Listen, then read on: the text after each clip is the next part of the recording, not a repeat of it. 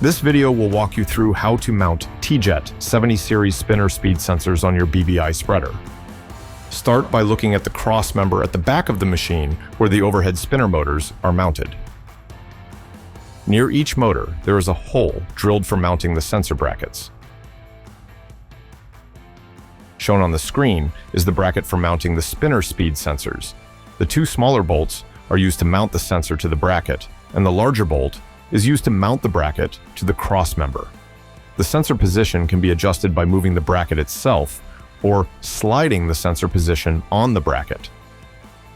The spinner speed is measured based on the square-headed set screw as it passes by the sensor.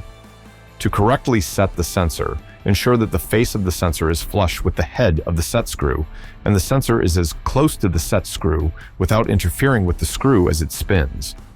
A standard business card thickness can be used as a general guideline for the distance between the sensor and the set screw.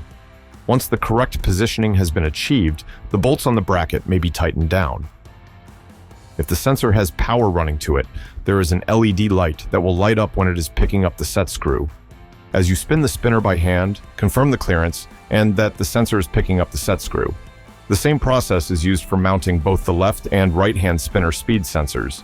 These sensors are now ready to accurately measure and monitor the spinner operation of your BBI spreader.